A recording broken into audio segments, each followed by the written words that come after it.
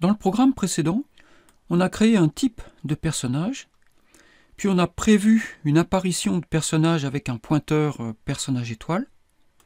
À un moment donné, il y a une allocation dynamique qui fait que le personnage apparaît effectivement dans le programme. On l'utilise. Alors ça dépend du scénario. Et puis finalement, il disparaît et à ce moment-là, on libère la mémoire en pensant qu'on n'en aura plus besoin. Mais un peu plus tard dans le programme, on oublie 5000 lignes de code plus tard, on oublie qu'on a libéré la mémoire pour apparition et on décide de réutiliser notre apparition alors même qu'elle n'est plus réservée en mémoire. Alors qu'est-ce que ça donne ça si je fais ça? Eh bien ça dépend. Si l'espace mémoire qui avait été réservé pour apparition n'a pas été réclamé par la machine pour quelque chose d'autre, il ne se passera rien. Par contre, si l'espace mémoire réservé pour apparition a été utilisé entre-temps pour quelque chose d'autre, alors ça va planter. Donc ici, là, ça va probablement pas planter. Donc je vais tester pour voir. Voilà, donc on n'a aucun problème détecté. Par contre, apparition, c'est souligné en vert. Et là, on voit que l'indication, c'est que le compilateur nous dit que la mémoire n'a pas été initialisée pour apparition. C'est la seule chose que l'on ait. Sinon, il n'y a pas d'autres avertissements. Donc si je le lance, comme j'ai rien fait depuis la libération de mémoire, ben, il n'y a pas eu d'allocation de mémoire, donc évidemment, ça fonctionne. Par contre, ce que je peux faire pour montrer qu'il y a quand même un souci, c'est si je réappelle free, parce que là je force, en réappelant free apparition, je force l'accès à l'adresse apparition comme si elle était réservée. Et là, on est sûr qu'on va avoir un souci.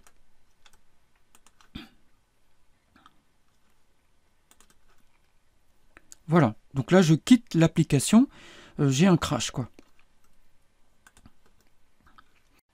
Donc c'est très sérieux ce genre de problème parce que ça veut dire que l'application plante de temps en temps sans qu'on puisse comprendre immédiatement pourquoi. Et plus l'application sera importante avec un grand nombre de lignes de code, plus il sera difficile de trouver où est le problème. Alors pour éviter ça, il y a une méthode qui consiste à mettre à nul tous ces pointeurs à partir du moment où ils ne contiennent pas une adresse valide.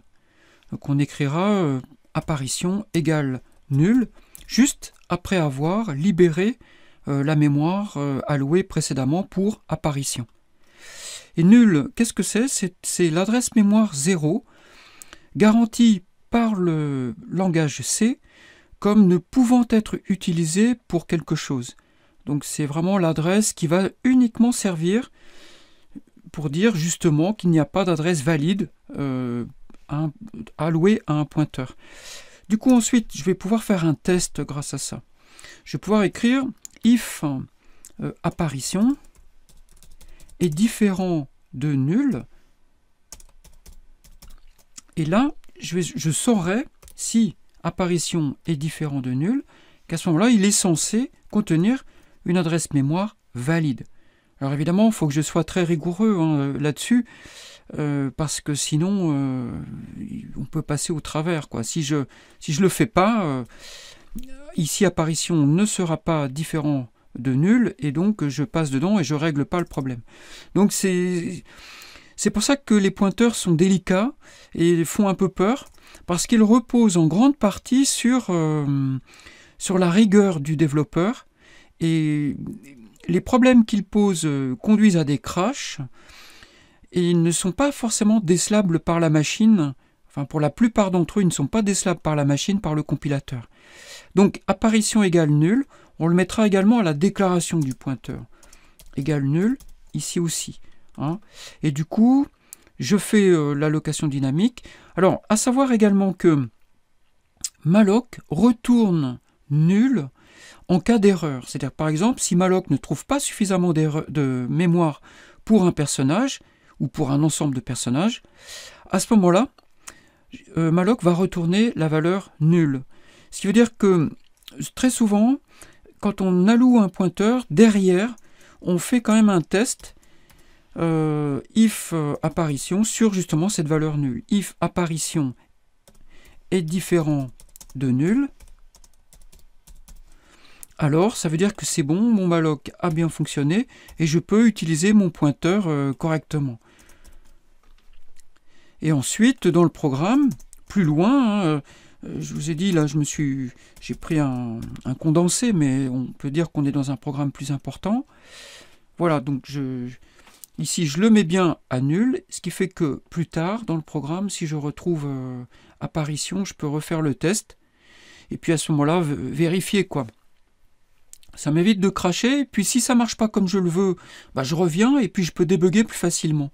Me dire, ah bah oui, j'ai oublié, je l'avais libéré ici, et puis ici, j'ai oublié de l'allouer. Voilà, donc ça va permettre de rendre plus lisible la gestion de ces pointeurs. Donc la valeur nulle, c'est vraiment une valeur extrêmement importante.